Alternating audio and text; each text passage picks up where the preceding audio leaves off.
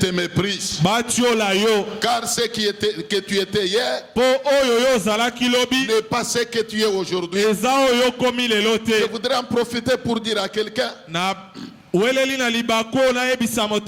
que tu es aujourd'hui là, ce que tu es ce matin ici, n'est pas ce que tu seras demain. Il y a l'avenir devant toi. Il y a un avenir devant toi. Laisse ceux qui te méprisent te mépriser. Laisse ceux qui te méprisent te mépriser. Mais que Dieu les garde en vie. Que Dieu les garde en vie. Que Dieu ne permette pas qu'ils quittent ce monde avant qu'il n'ait vu ta consolation. Avant qu'il désire vite ta consolation. Moi-même, ma prière est que ceux qui te méprisent là soient épargnés de la mort. Et surtout qu'ils ne quittent pas ton quartier là. Que Dieu ne permette pas qu'ils quittent ta commune. Que Dieu ne permette pas qu'ils quittent ton avenir là. Pourquoi? Pour que quand Dieu t'aura visité, il soit témoin de ta consolation. Il soit témoin de la grandeur de ton Dieu. Il comprenne que le Dieu que tu as toujours prié là n'était pas mort. Bien-aimé dans le Seigneur. Et la Bible dit, Ézéchias avait de nouveau reçu le même prophète. Cette fois-là pour lui apporter le message de la vie. Le prophète lui dit, ainsi parle l'Éternel, j'ai entendu ta prière. J'ai entendu ta prière. Je suis en train de prier que l'Éternel soit attentif à nos prières. Je suis en train de prier que l'Éternel soit attentif à toute la prière faite sous cet hangar.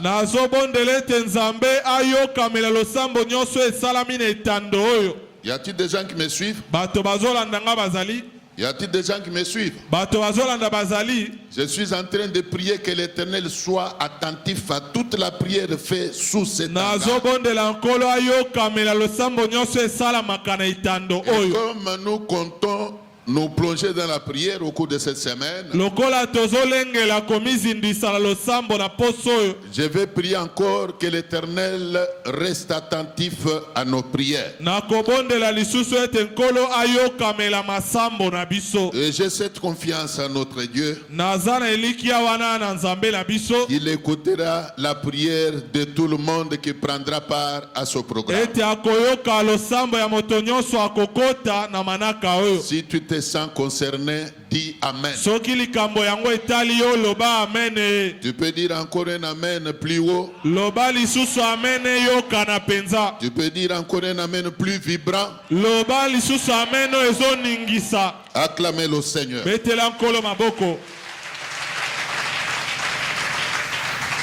Écoutez, la vie de l'homme sur la terre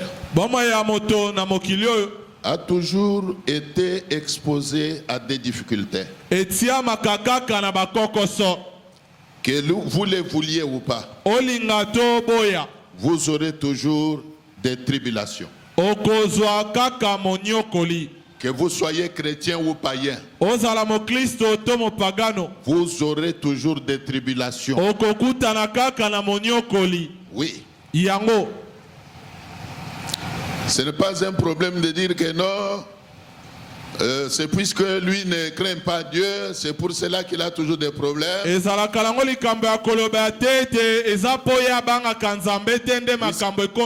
y a des gens, des bébés spirituels. Moi je les appelle des bébés spirituels. Ils croient qu'il n'y a que celui qui ne craint pas Dieu qui sera éprouvé. Mais Job l'était. Job l'était. Quel péché il avait commis? Shadrach, Meshach, Abednego était éprouvé comme vous le savez. Jusqu'à être jeté dans la fournaise ardente. Et quand on les arrêtait là, jusqu'à les déshabiller devant les femmes et devant les enfants. Où était leur Dieu? Pourquoi Dieu n'était-il pas intervenu pour empêcher qu'il ne soit humilié? Que dire même de Daniel, qui à son temps, alors qu'il n'avait commis aucun péché, fut jeté dans la fosse au lion. Donc là, nous voulons que vous compreniez que la vie de l'homme sur la terre est soumise à certaines difficultés. Tout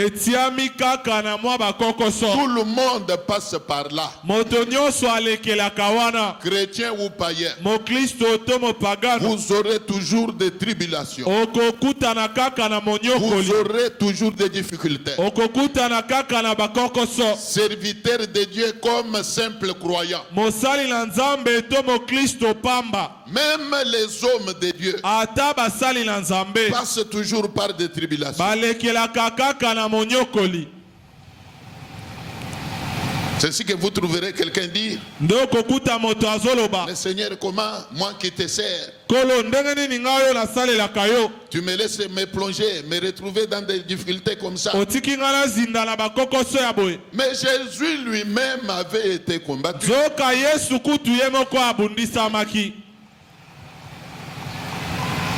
Étienne était lapidé. Lapidé jusqu'à mourir. Un puissant apôtre. Lapidé. Donc il faut comprendre que la vie de l'homme sur la terre est soumise à des difficultés. La Bible elle-même dit ceci, que le malheur atteint souvent les païens. Vous êtes là? Vous me suivez? Le malheur atteint souvent les ivrognes. Y a-t-il des gens qui me suivent? Je voudrais que tous nous répondions. Pour que je sache que vous me suivez. Nous sommes à l'école du Seigneur. Les choses que nous vous révélons là, c'est pour votre instruction. Ce sont des choses qui vous permettent d'avoir une certaine maturité spirituelle.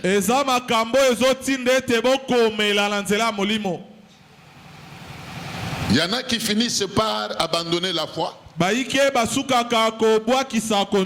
le cas de la femme de Job. Il y en a qui ne prient que quand tout va bien dans le vie. Même toi qui me regardes, si jusqu'à aujourd'hui tu continues à venir à l'église, c'est peut-être puisque tout va bien chez toi. C'est peut-être puisque tu es en paix. C'est peut-être puisque tu es en bonne santé. Mais quand le vent va s'abattre sur ta vie, vas-tu continuer à venir à l'église? C'est la question que tu peux poser à ton voisin. Quand tu auras des difficultés, quand Satan passera sur ton chemin là, puisqu'il arrive toujours que Satan passe par le chemin d'un enfant de Dieu. Est-ce que tu vas venir encore? Donc la Bible dit que le malheur atteint souvent les justes. Que vous le vouliez ou pas, le malheur t'atteindra toujours. Alors il faut que tu saches que quand le malheur arrive, au lieu de pleurnicher, au lieu de te plonger dans les plaintes inutiles, il faut recourir à la prière. Il faut recourir à la prière. La Bible dit, si quelqu'un est dans la souffrance, qu'il fasse quoi? Si quelqu'un est dans la souffrance, qu'il fasse quoi? Qu'il cherche les gens à diaboliser.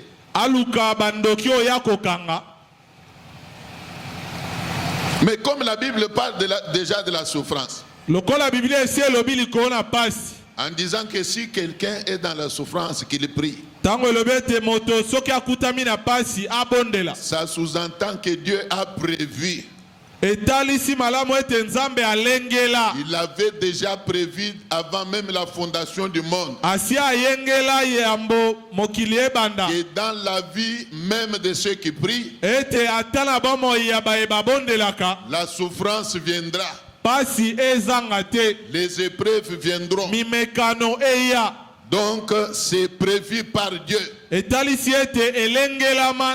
vous le vouliez ou pas, le vent va un jour souffler dans ta vie. Le vent va un jour souffler dans ta vie. Alors, quand le vent viendra, il faut que vous soyez déjà fermis. Il faut que vous soyez déjà affermis. Pour que vous sachiez résister à ce vent-là qui pourra souffler dans votre vie. Alors quand Ézéchias a prié, je vais atterrir maintenant. La Bible dit que l'Éternel a dépêché le prophète pour aller dire à Ézéchias de 1 qu'il a entendu sa prière. Donc là, il faut comprendre que le Dieu que nous prions, il a un entendement incomparable.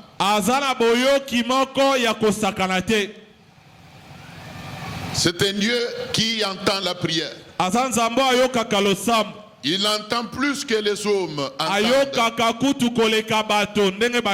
Je répète qu'il entend plus que les hommes entendent. Alors nous allons prier de manière à ce que l'Éternel entende notre prière à nous aussi. Car l'Éternel ne fait pas exception des hommes.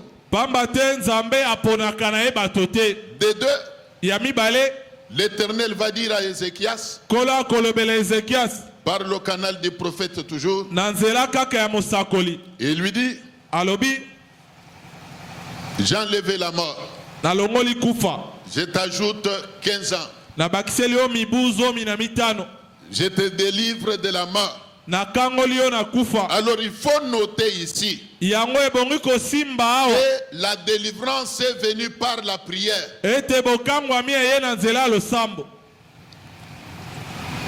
La décision de Dieu a changé. Et ce qui a changé la décision de Dieu, c'est la prière.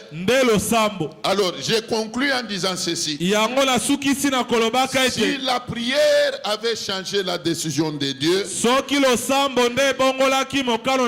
croyez qu'elle peut changer la décision de ton cocola.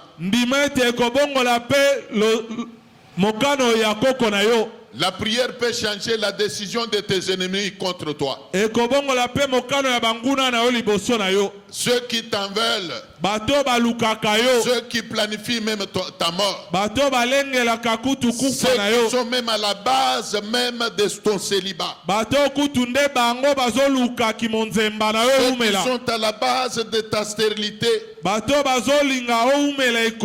t'informe que la prière peut changer leur décision. La prière peut changer la décision des hommes contre toi. Bien-aimé dans le Seigneur, je connais une femme. C'est une dame qui prie avec nous ici. Un jour, Satan est passé par leur foyer. Le mari a changé de position contre elle. Il a changé d'humeur contre cette maman. Parfois, toi, au jour d'aujourd'hui, le climat dans ton ménage est encore au beau fixe. Tu es en paix avec ton mari. Tu es en paix avec ta femme. Et je t'informe que les jours que Satan passera par ton foyer là, tout peut devenir mauvais. Le mari peut changer d'humeur. C'est ce qui était arrivé à cette maman-là. Le mari va décider de la renvoyer. Il a décidé de la répudier. Comme c'était une maman qui était venue de l'intérieur du pays. Elle était venue, je crois, de Mbujimayi comme ça. Alors le mari lui dit, ça n'est fini. Je ne peux pas continuer à vivre avec toi. Tu es une méchante femme. Donc je vais me remarier. Je ne peux pas continuer à cohabiter avec toi. Alors comme je t'avais amené à Kinshasa, je te retourne chez vous à Mbujimayi. Prépare-toi. Le mari va sortir à l'insu de la femme. Il va même payer le billet d'avion. Et la nuit, il appelle la femme. Tu t'es déjà prêté? Je t'ai acheté le billet. Demain, prépare-toi à 5 heures. Je pars te déposer à l'aéroport. Je dois partir. Alors là, la femme a vu que c'était devenu sérieux. Donc c'était résolu qu'elle soit répudiée. Au moins, elle s'est rappelée de la prière. Elle s'est souvenue de son Dieu. La Bible dit que tout est possible à celui qui croit. Alors directement, cette maman a commencé à voir les choses autrement. Elle s'est dit que c'est Dieu qui m'a donné son mariage. La Bible dit que quand Dieu bénit, il n'ajoute pas le chagrin. C'est vrai que c'est son mari qui m'a mené à Kinshasa.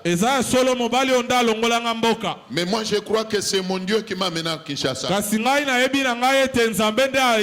Maintenant qu'il décide de me retourner à l'intérieur, mon Dieu, est-ce ta volonté que je retourne à l'intérieur? Est-ce ta volonté que mon mariage soit cassé? Si ce n'est pas ta volonté à toi, touche au cœur de cet homme. Bien qu'il a déjà payé le billet, touche à son cœur. Il change de décision. Il a prié de cette manière-là. Et vers 4 heures du matin, elle s'est réveillée.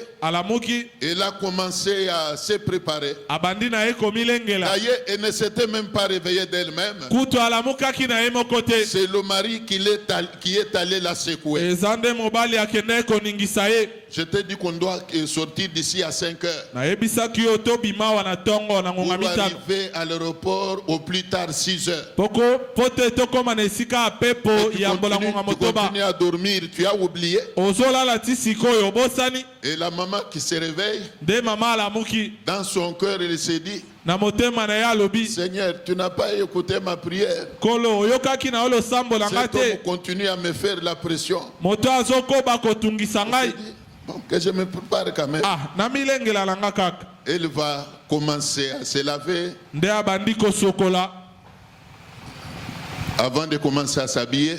Et quand elle appliquait son lait de beauté, je vous préserve de certains détails. Elle voit le mari s'approcher d'elle pour dire que c'est quoi que tu fais. Elle aussi répond un peu insolemment là. Tu me demandes ce que je fais, mais toi tu m'as demandé de faire quoi? Et le mari lui dit, mets-toi là-bas à toi. Et les choses ont changé. Les choses ont changé.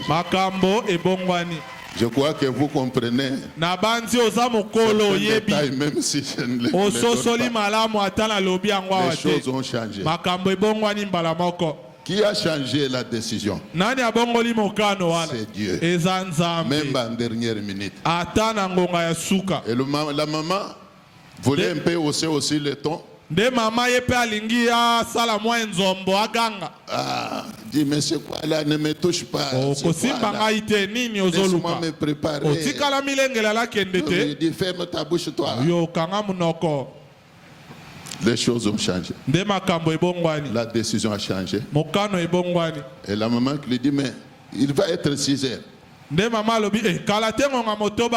avais dit qu'il faut qu'on arrive à l'aéroport au plus tard.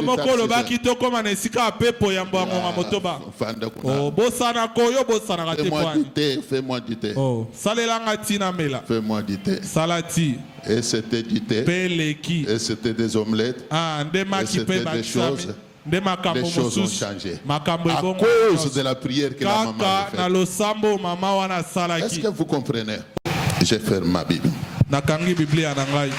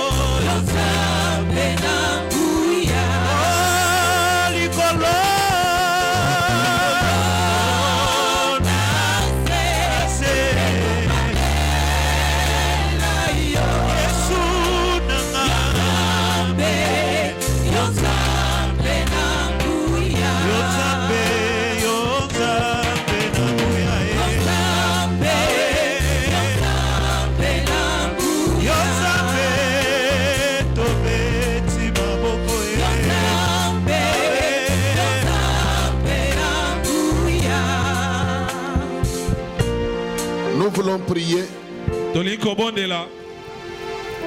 Et pour cela, nous demandons à toute l'église de prendre l'attitude de la prière.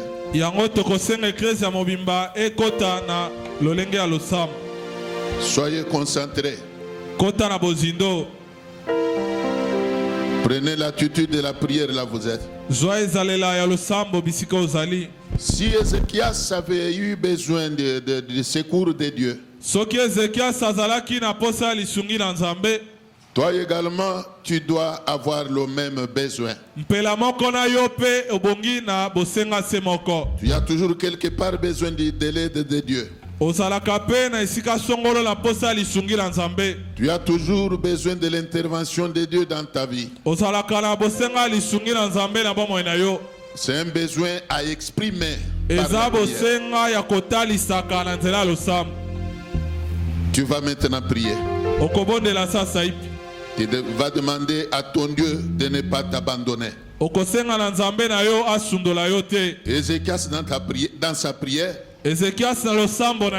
il a demandé à Dieu de se souvenir de lui. Tu peux également prier de cette manière-là, demandant à ton Créateur de ne pas t'oublier, qu'il se souvienne également de toi, qu'il te vienne en aide, qu'il te vienne en aide, qu'il fasse éclater sa gloire dans ta vie. Dis-lui tout simplement que Seigneur, fais-moi voir ta gloire. Prions le Seigneur. Qu'as-tu comme problème que Dieu ne peut pas résoudre?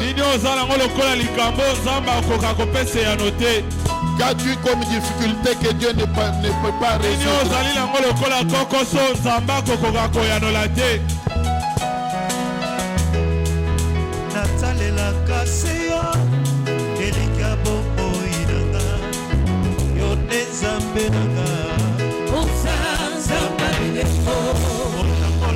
Israël,